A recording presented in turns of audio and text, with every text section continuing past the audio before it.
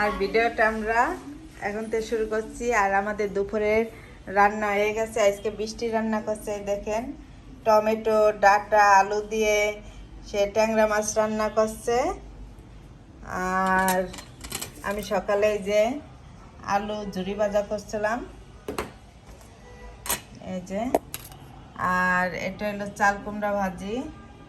আর এই যে কালকে শিং মাছ রান্না করছিলাম, সেই তরকারি রয়েছে, কালকে ডাল আছে, দেখেন।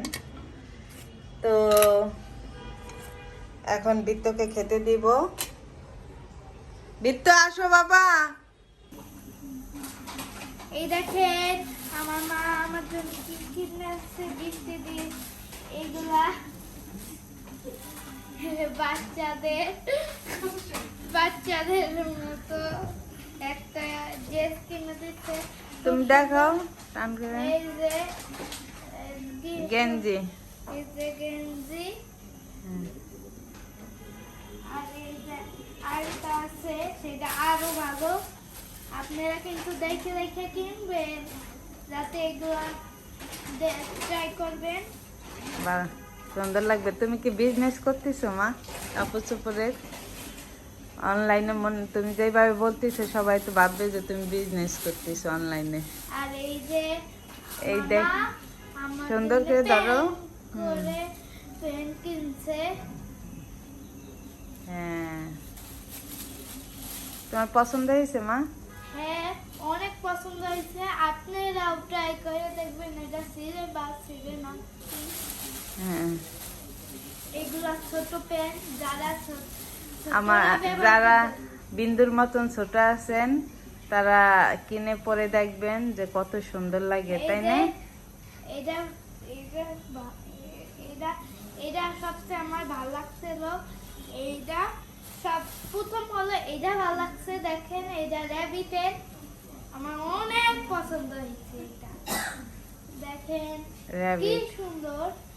আর দ্বিতীয়ত এটা, আর এটা লাস্টে একটা একটু আগে পছন্দ, আর এটা সবার লাস্ট পছন্দ। তাই? ইয়েস।